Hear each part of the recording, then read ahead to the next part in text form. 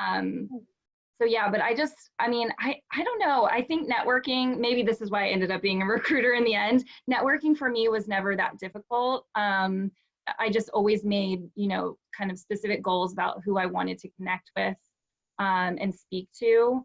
But I think like sometimes it could be daunting just like setting out on that path. So I think just trying to be like really deliberate and kind of think about the short term and the long term, like what you want to achieve, and then setting actionable goals along the way so that you can kind of get through all of that and not feel so overwhelmed because there's just so many options out there. And always try to just keep an open mind too, because I ended up totally down a path that I would not have thought of, and also you couldn't really study or didn't go to school for at that time. So your career can take many turns.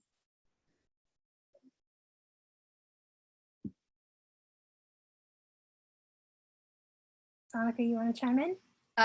Yes. So for me, so as I said, I graduated in December. So I was on the public relations corporate communications program at SPS.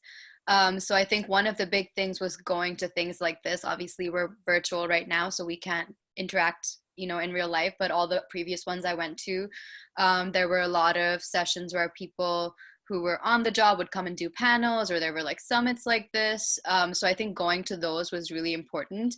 I also, just for myself, I tried to go alone as much as I could, or just like not just stick. I think for me, a lot of the times, if I went with my friends, I would sort of stick to that and not put myself outside of my comfort zone.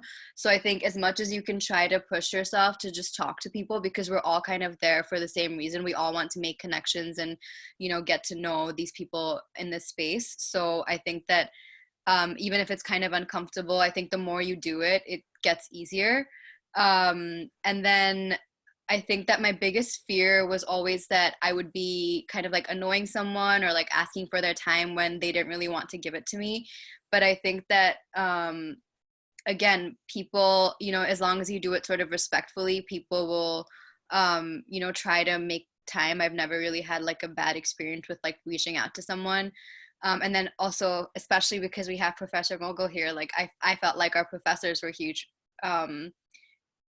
resources as well. We've met for coffee outside of class, and I think it's always good to build those connections too, because these are also people who have so much experience in the industry that you want to go into.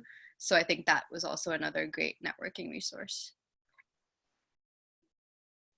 Great, thank you. Jordan, any thoughts to add?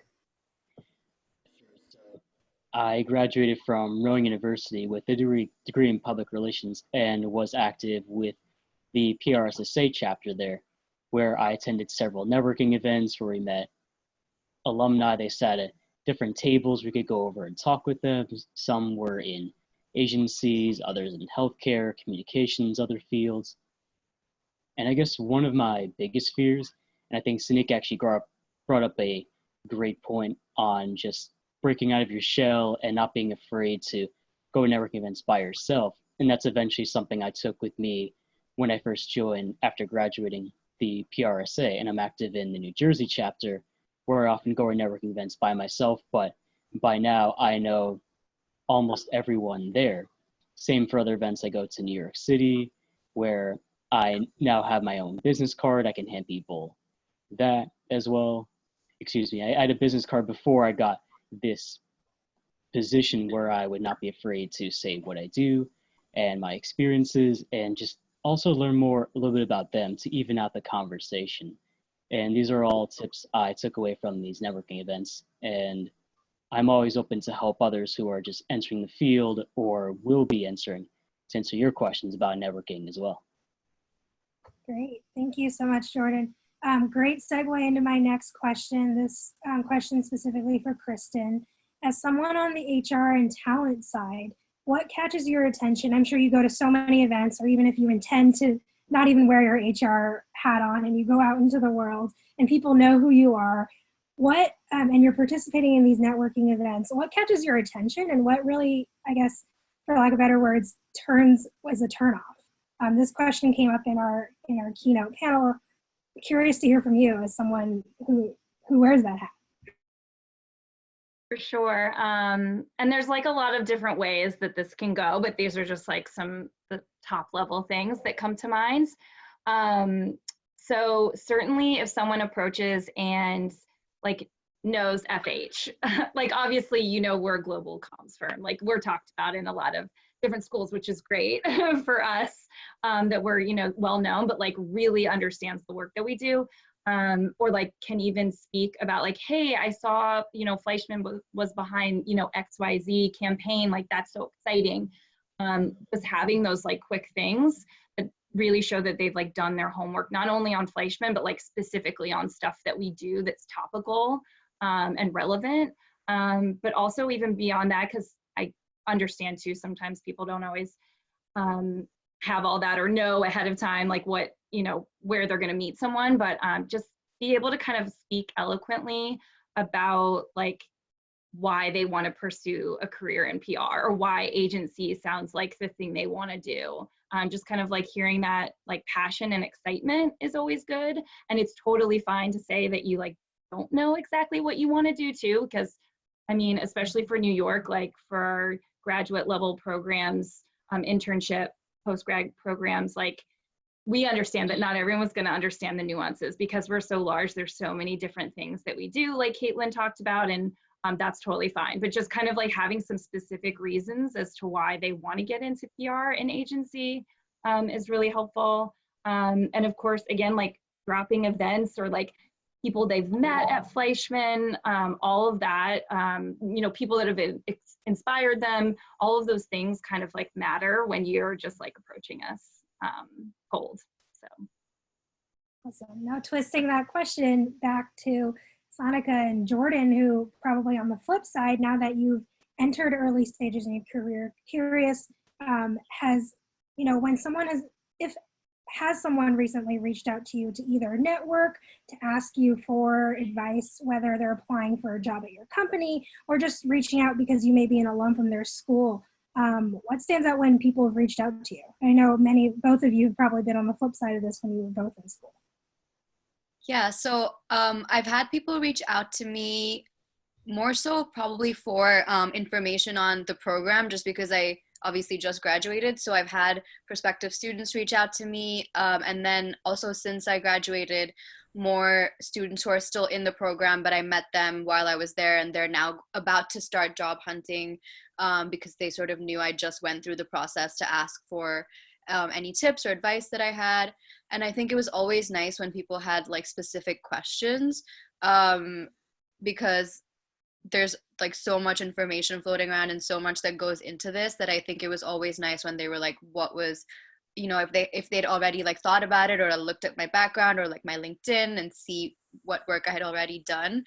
It was always nice when there were specific questions asked. Awesome. Jordan?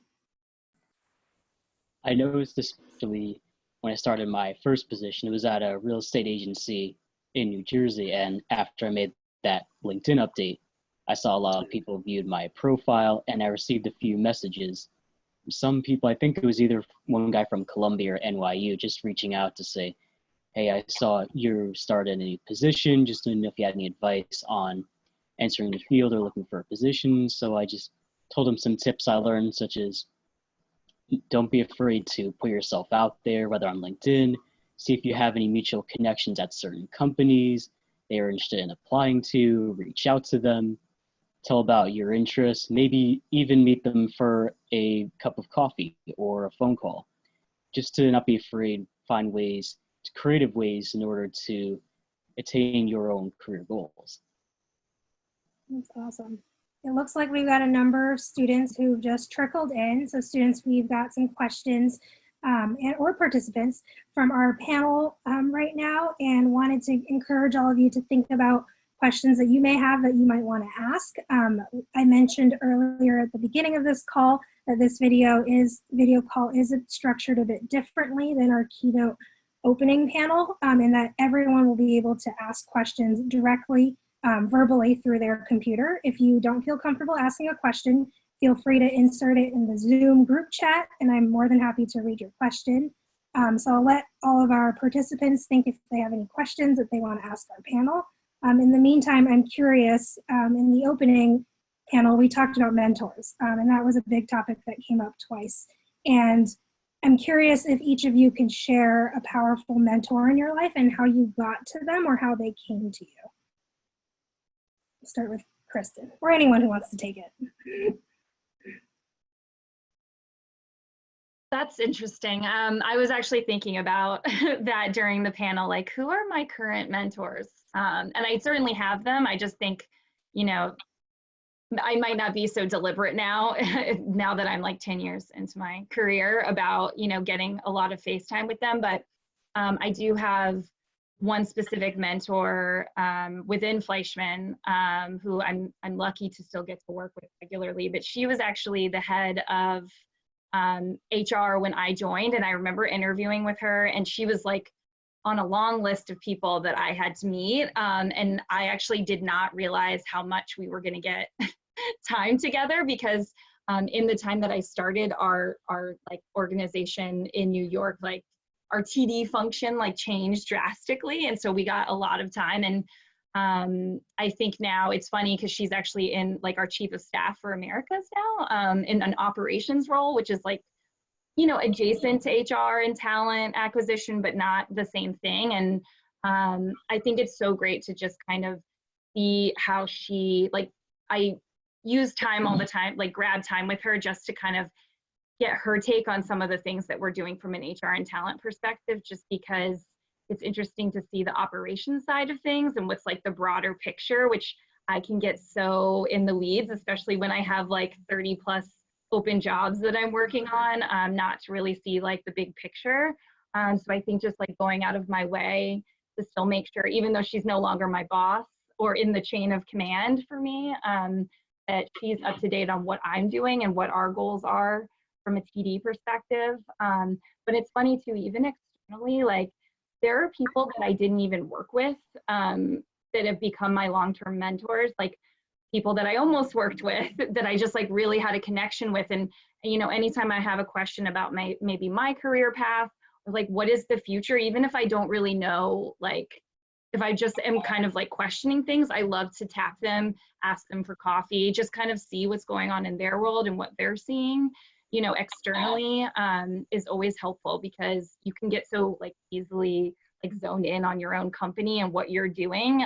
It's always good to get like a fresh perspective, I think. Yeah.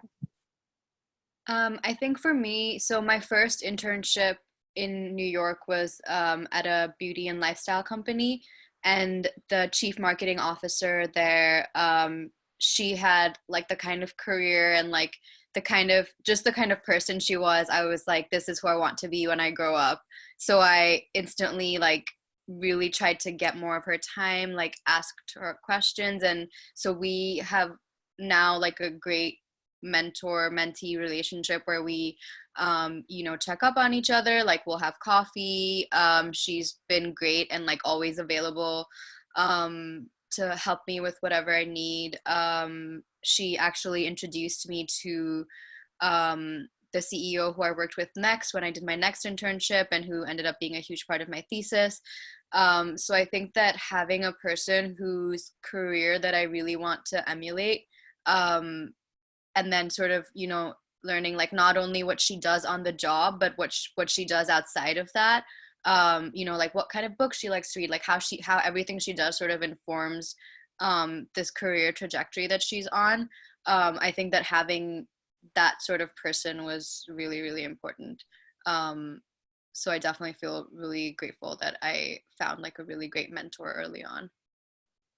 And before I cut you off, Jordan Stein, would you mind elaborating a little more? I know a couple of students had this question in the opening keynote, that how did you approach that? Did you ask, and how do you navigate that sometimes awkwardness of, will you be my mentor? Or, you know, did you explicitly ask that? How did you set that up, and how have you been able to sustain that relationship? So because we were working together at the time, we would sort of see each other every day anyway. And I wasn't working directly with her. I was sort of more directly working with the head of social media there. So that was also kind of nice because I wasn't directly reporting to her. So we started off as more like a friendly relationship, where we would just talk about Game of Thrones or whatever. And then it just so happened that we were on a couple of meetings together. She was the one who interviewed me when I first got there. So she sort of knew my background. And when I sort of wanted to start taking on more responsibilities at the company, more than social media, I set up a meeting with her and I said, these are kind of like my career goals and I would love to get more involved and, see how I could be of more help. And I think it sort of just went forward from there. And then after I left the company, I made sure that I would still sort of, just check in on her. Like she was like having a baby at the time. So I would check in and be like, I hope you're doing good and that sort of thing. I think it's always nice when it's not just like, when you don't just reach out when you need something. Just people know that, it's not just like, it's like almost like a beneficial relationship for you. So I think that definitely helped too. Thank you for sharing. Jordan, anything to add? Throughout my time in being involved in PRSA, I've had several mentors who I met. Actually, I would say my supervisor in my current job, in a way, is like a mentor, as I actually met her at a networking event, and that's how I earned this position. So it's just back to my earlier point, you never know who you can meet at networking events, and they would help you along the way. And I feel it's the first time in my position where I have someone as a mentor who I work very closely with, and she always provides feedback on my work. She always encourages that I continue to ask questions on any assignments, because she wants me to continue to learn and grow to support the company and grow as not only a leader in the company, but also in the industry, and take initiative, take the lead on any projects and on any of the accounts I'm on, even just to speak up and say, hey, I don't have much experience doing this, but I would like to learn how to do this process. And I'm very grateful to have someone like that in my position where I continue to learn and grow. And I think it'd be great if everyone can have someone like that at their job. Awesome, thank you. I want to throw it over to our students and participants now. If anyone has any particular questions, you're more than welcome to unmute yourself and ask them to our panelists and our guests.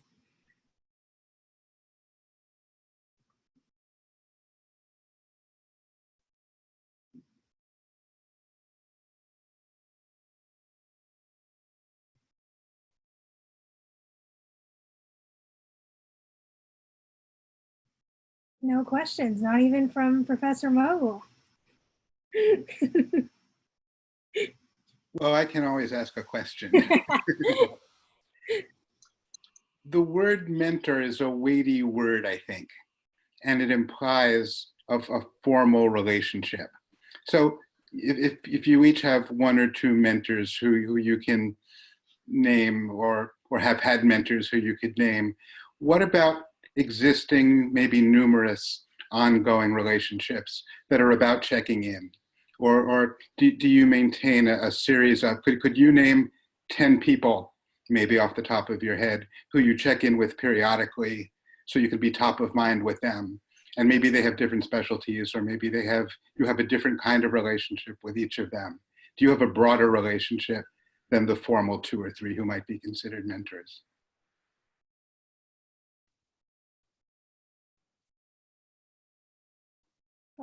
Sorry. I definitely have more than one person I would consider a mentor. For example, I would also consider Professor Mogul a mentor of mine.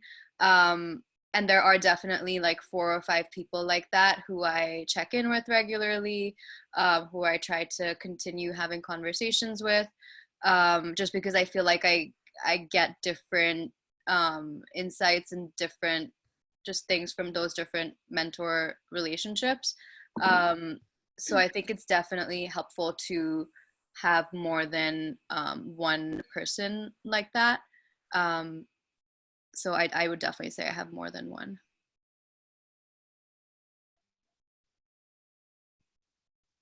For me, Oh, sorry. go ahead, Jordan. Oh, You go. Thank you.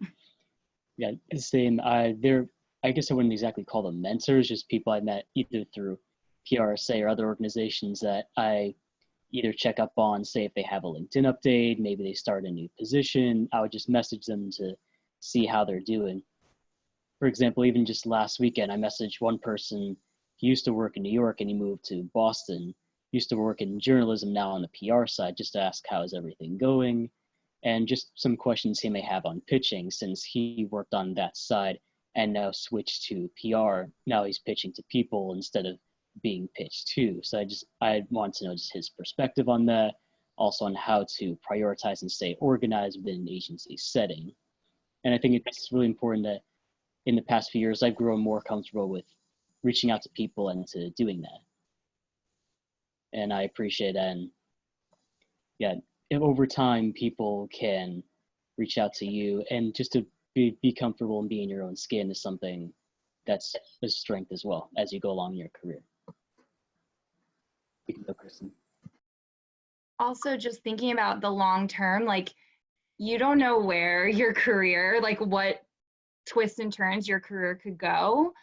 So it's really interesting to kind of think about that, or just like keep those relationships alive that mean something to you, because you never know in the future, like when that person might come up again and where it might make sense for you to kind of reconnect or rekindle that, you know, mentorship or friendship. You know, I know the lines can be blurry sometimes. But again, like for myself, I started out on the staffing agency side. So I have a lot of mentors that are still in that space. I don't intend to go back there, but you never know, like, especially, you know, with the economy and everything. I've also worked in the startup world on the finance side of things. I still have mentors there, but I don't work in that space anymore. But you just never know, like when those people, it might make sense for you to reconnect with them. So you should always kind of keep those lines of communication open, you know, loosely, however it's natural to do so. Thank you. I'm curious, Kristen, I know a number of NYU PR League members actually had the opportunity to visit Fleischman a couple weeks ago for a site visit. You may not have been aware, but we did. And I want to ensure that some of the students who are joining us in this session have the opportunity to learn a little bit more about Fleischman as a company, as well as a really exciting opportunity called, I believe is the Graduate Development Program, GDP program that Fleischman offers. And one thing that really stuck out to me, and I think to a lot of our students, was the opportunity to network as, you know, for those that are in the GDP program, the opportunity to network with other fellow GDP program members, as well as other colleagues and employees at Fleischman. Can you share a little bit more about what that program looks like for those on the call that might be interested in learning more about that, where they can find more information and kind of what to expect?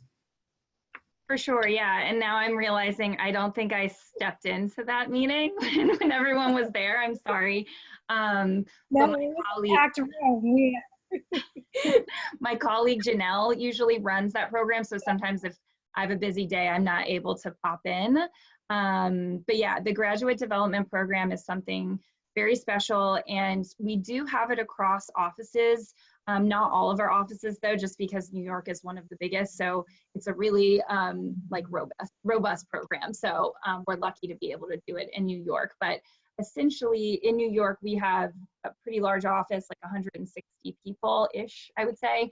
So we do have specific practice groups that focus in either on like a core capability or an industry focus. And so this GDP program is essentially for recent grads that can be, you know, graduates with their bachelor's degree or their master's that are ready to kind of get their foot in the door at an agency. It does start as an internship, but it's honestly like the best way to get your foot in the door for a permanent job.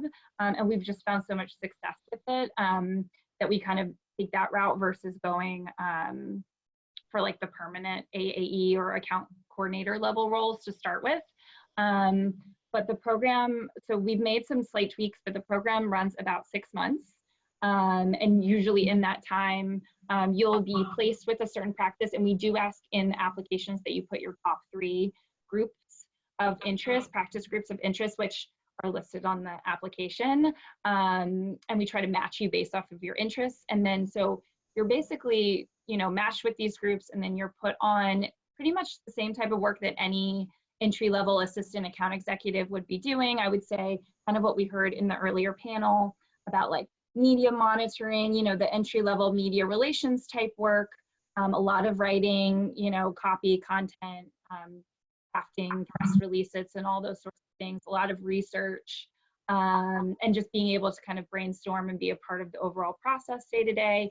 But then a unique feature of the GDP program that we have in New York is that no matter what group you're in, you get to work on a real life pro bono business case for one of our clients. So we usually, each session, we try to choose a different client, and we actually tell the client that, you know, we're going to have our GDPs work on something for you, and usually we might have an idea of like something that they might be interested in, or we also can ask them like, what would you like to see from this group, and then we usually split the GDPs into two groups, so there's some healthy competition, and they each kind of work on, I think it's usually about like 6 weeks, so they work on a pitch for what they would pitch the client on, and we invite the client to come. So it's a great opportunity to get some of that experience in like a new business pitch, which is something, you know, eventually all agency people will get to be a part of. And then also it gives them a great opportunity to kind of meet and work together. And I think that's a good way too for the GDPs to kind of see and compare like what different groups kind of are focusing on what. So yeah, so it's a great program. And just for a high level, Caitlin started out on our consumer brand marketing team, but now she kind of straddles the line and works in our technology team. But we also have a corporate reputation management group, social digital, research and analytics, healthcare is a big one too. I think those are all of our big groups. So you'll see that in the application, all the different areas where we might have openings for this upcoming session, which will be starting in, it should be starting in June after the normal graduation cycle. And then it should last through like December time.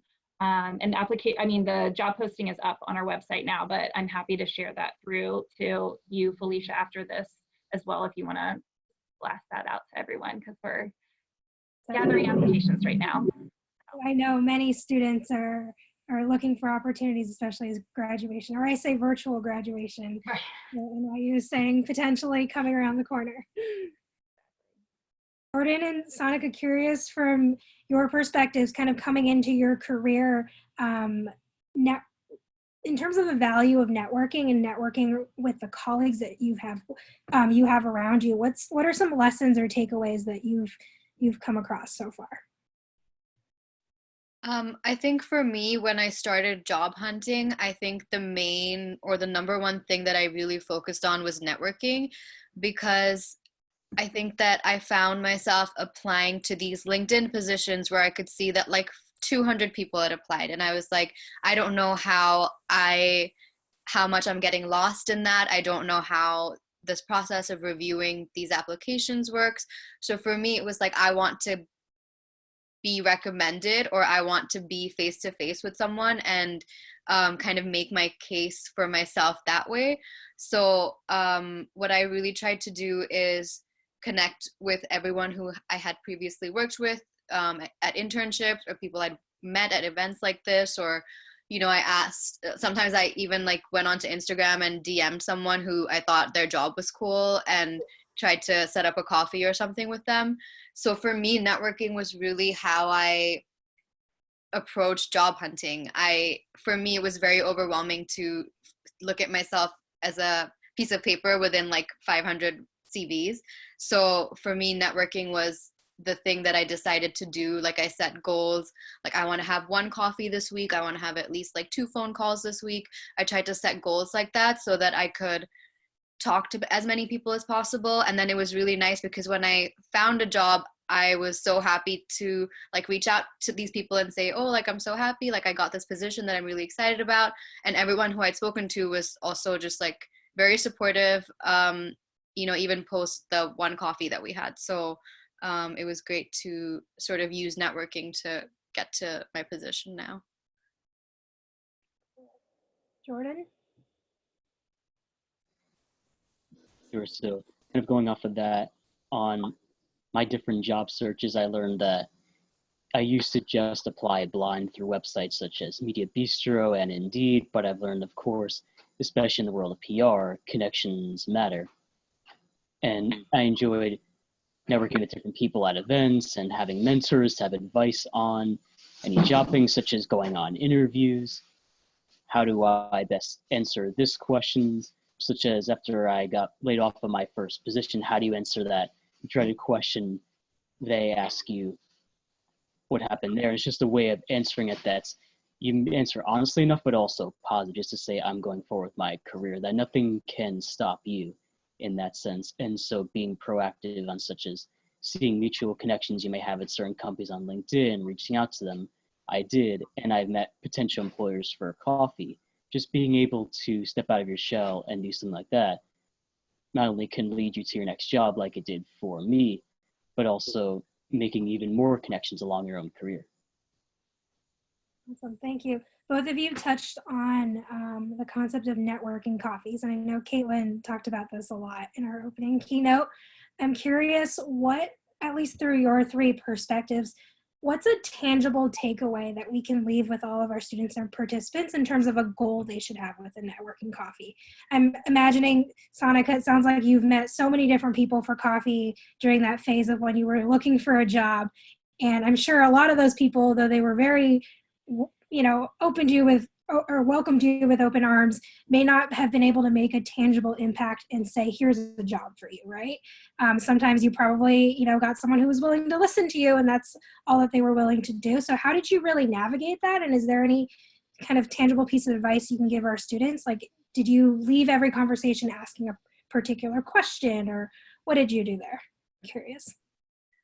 I think that, first of all, I totally agree that you can't go in with any expectations. So even though it's like, oh, I'm talking to this person who's currently working at this company that I would really love to work at, there's no guarantee. That's not why you're having the coffee. You're not going in there being like, oh, this is an interview and they're going to offer me a job. I think for me, I was just looking for their personal experience and the biggest piece of advice that they would offer. I think that everyone, going through their careers probably took different trajectories. Like Kristen was saying, you never know what you might end up doing.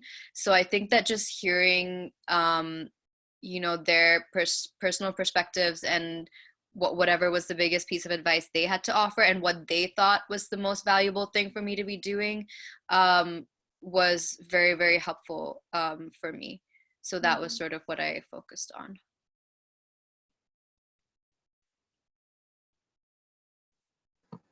And I'd say kind of going off of that, I think you touched on a point where any meeting or coffee you may have with someone, it's best to treat it like a conversation, because in my early experiences when I started interviewing, I would kind of practice every question, make it scripted.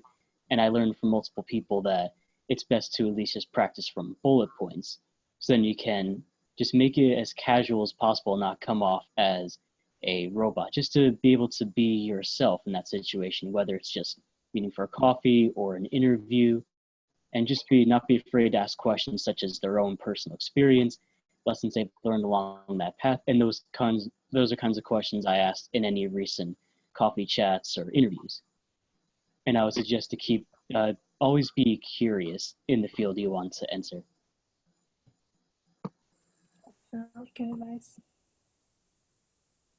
And I would also say, like, in terms of just making as many connections and doing networking in the PR field, like, obviously talent acquisition, we're gatekeepers, right? To some extent, but I'm probably not the most important person that you should reach out to. I mean, I'm always happy to chat with people and want to and love it, of course, but I would say really reaching out to the people that are doing the work, like the Caitlins, and everyone here.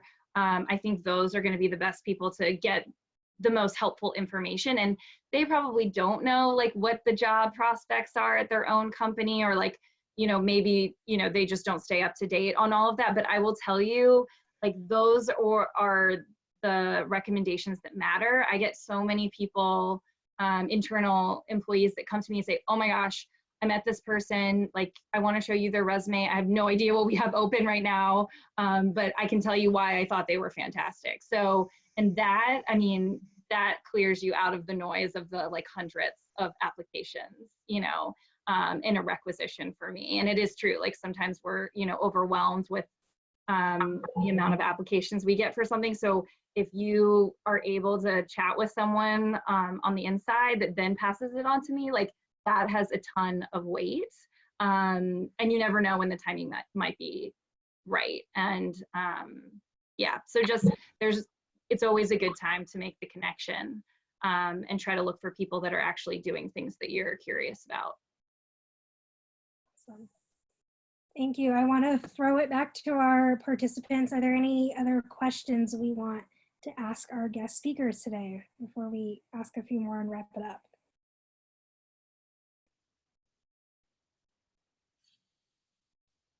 Don't be shy. They're more than happy to answer questions. And you don't need to turn your video on.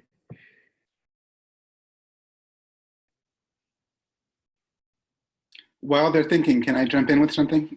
Sure. One of the best pieces of advice I got that I try to pass on to students is to go into any network opportunity with a hit list of 5 or 10 companies you want to work for. Because it's a lot easier for the person who's sitting across the table from you to answer a more specific question. Do you know anybody who works at any of these 5 companies? Than it is, do you know anybody in this field? So the more specific you can walk in with some companies you're interested in, the easier you're making it for the person to help you connect to somebody at one of those companies. Definitely great advice. That being said, I wanted to throw it back around the group and see if everyone could share a piece of networking advice you'd like to leave with all of our participants, especially those that are students who may be graduating this spring or students who are looking forward to applying for summer internships this spring, hopefully clearing, you know, the current and the crisis lends itself to a better day. And we're able to be out there in companies in person again.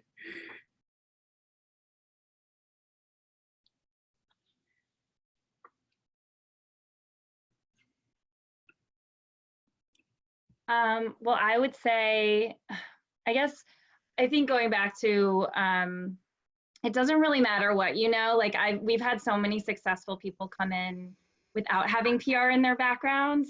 It really is who you know. So I think to that point of like making a target list, being very deliberate and specific about, you know, who and where you want to kind of get these connections are important. And especially now in the age of coronavirus, I know we'll have to kind of think even more outside of the box about, you know, how to make these connections. But absolutely, I think, you know, go out there, send people notes on LinkedIn. If you know, see them somewhere else, like just don't be shy, be bold.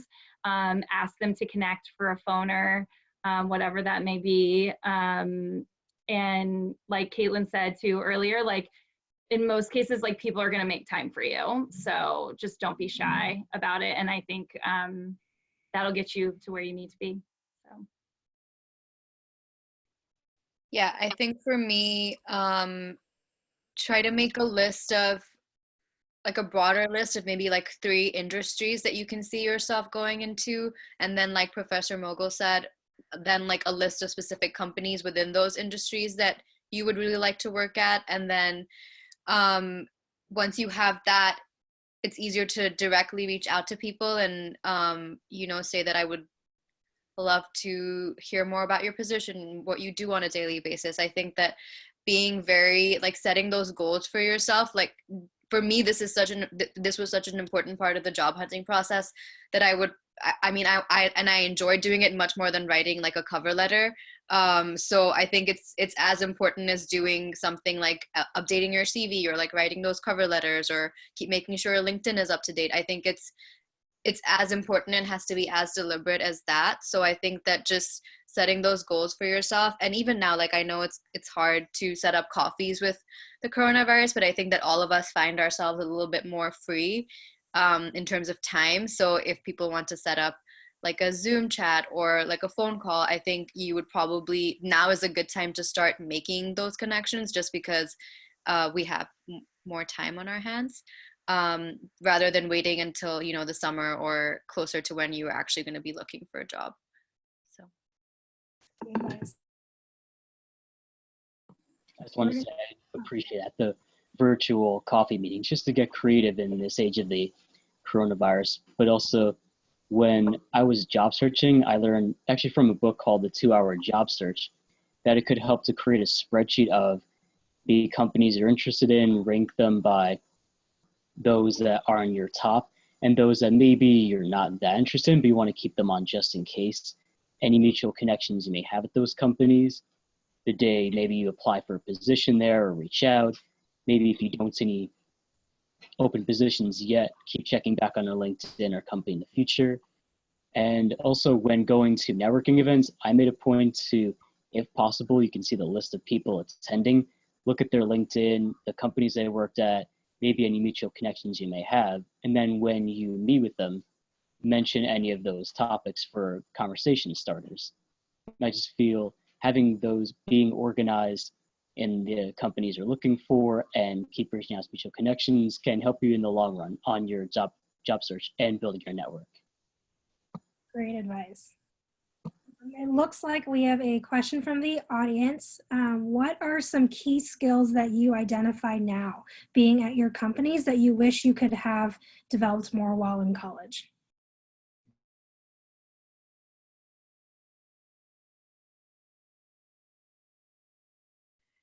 I think that one of the main things that you end up having to do at work that you don't learn how to do in class is managing people and sort of working really closely with this group of people who, you know, you're sort of working together on projects. And I think doing projects in school was one thing, but I think that that's like a key skill that I'm learning and like working on now is you know, building those connections within the team that you're in and really figuring out the best way to work with people. I think that was a skill that's probably hard to teach in a classroom that I really had to start learning fast now. And I think that you just have to be open to, you're just constantly going to be learning. There's, you know, I did my degree in PR and now I'm working in marketing.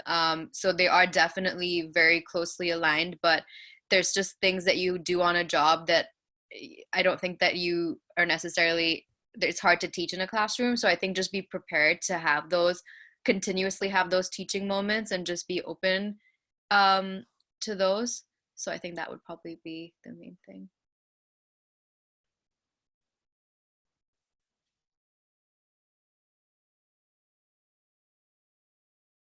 To piggyback off of that really quickly too, I was thinking, I mean, I don't necessarily have hard skills. I would say I, for some reason, I think a lot of the things I needed to learn on the job, like negotiation and all of those things.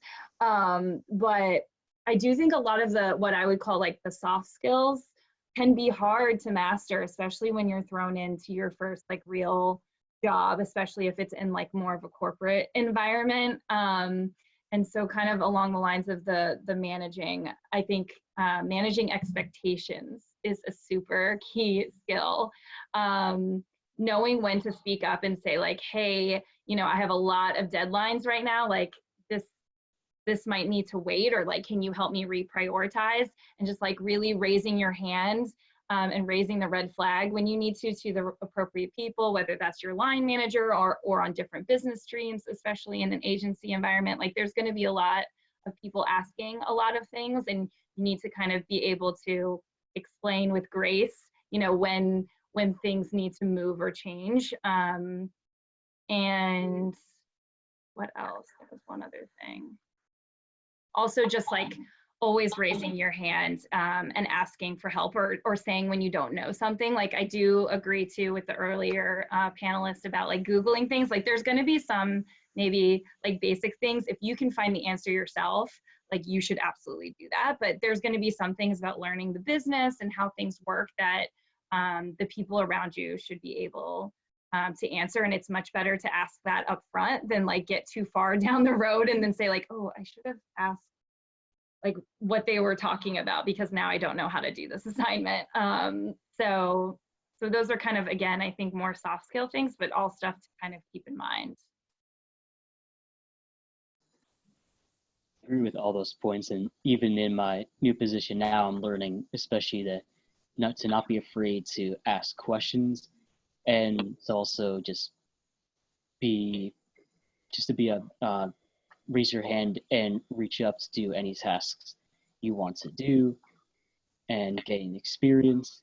And something I've also learned along the way that maybe I didn't learn as well in college, just to how to be organized, how to say put different client assignments in different folders. It's the little things, how to keep organized, that can help you at your position, whether when reaching deadlines, how to communicate well with your managers. Like Kristen said, even just today, I said, oh, I may need a little more time on this report, just to be able to give your managers any advance notice.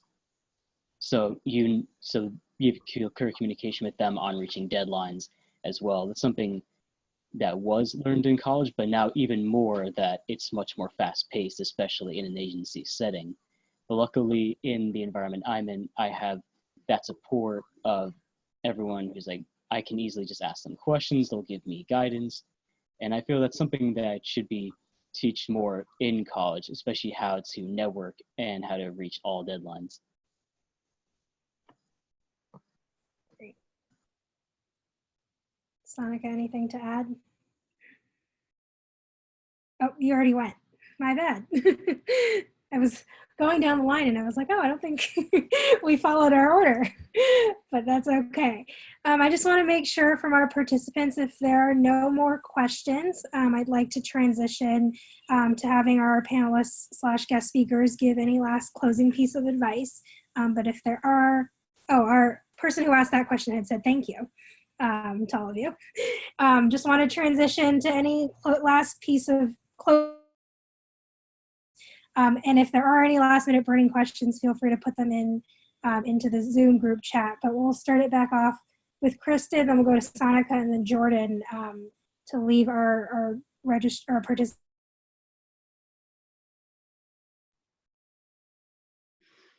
I think right now there's a lot of uncertainty about the future, but I think that shouldn't deter anyone from kind of going forward with their goals in terms of, networking and target companies. Like, keep moving forward, turn everything to virtual. And again, if you're approaching a company, I think it's important to make connections with talent development or talent acquisition. If you can figure out who those people are on LinkedIn, it's important to reach out to people that are actually doing the business, especially in areas that you think might interest you specifically. And it's important to do all of your homework when you reach out to them, just so you can pull a few things, impress them a little, be prepared to talk about why you're interested in working for that company, or, going down that career path. And, just make sure that you have some interesting thought-provoking questions for them, follow through, all of those things I think will set you up for success ahead. So. Thank you.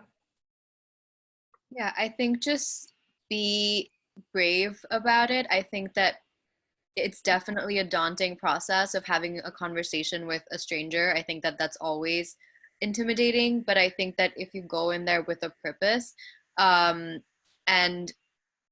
you know what questions you want, what you're looking for from them, I think that most people are actually very nice about it. So I think just be deliberate and brave, and I think that I don't see why it wouldn't go well.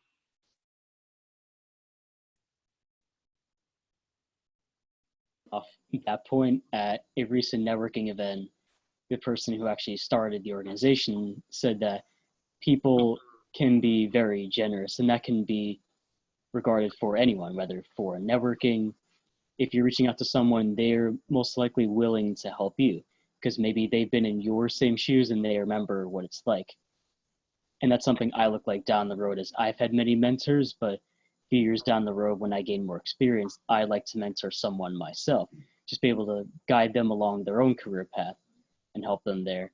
And one of the greatest pieces of advice I may have learned is that it's okay to not know coming into the field exactly what you want to do, just to be able to keep reading news, keep building your network, and figuring out along the way maybe the industries you like and what you don't like about communications or public relations, where the kind of environment you want to fit in. And also just wanted to add really quickly that Medical Dynamics is hiring. We are looking for entry-level professionals to join our company, so feel free to reach out and apply. I would imagine after tonight's session that everyone will go on LinkedIn and find every single speaker and add them. So really want to recommend everyone do that, because everyone's given an open door tonight. And also want to thank all of our speakers for spending your Wednesday evening with us today, and to all of our participants in this session for joining, and for joining our earlier keynote session tonight. Before we close our programming tonight, we just wanted to give a special thank you to the other NYU students and faculty, including Professor Alan Mogul, who's joined us in this session and has helped play a critical role in putting on tonight's event. We know a lot of you were looking forward to this event in person, and it's incredible that we had over 130 students attend across all of our sessions this evening. So really big thank you to everyone who's joined us, and thank you to all of our guest speakers who've joined us tonight. And that being said, we really invite all of you to please stay connected with the NYU PR League via social media. I encourage you to share your summit experience using our hashtag PRLSummit20. And we'll also be sending out a post-event survey to all of the event participants for you to share your feedback directly to us as well.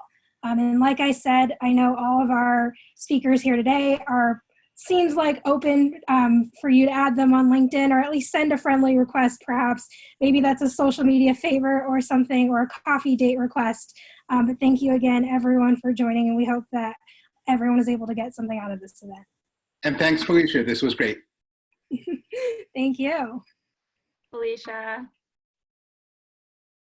And this event, I forgot to add, this session and the previous session, all the other sessions were recorded. So they will be sent out for those who or this one.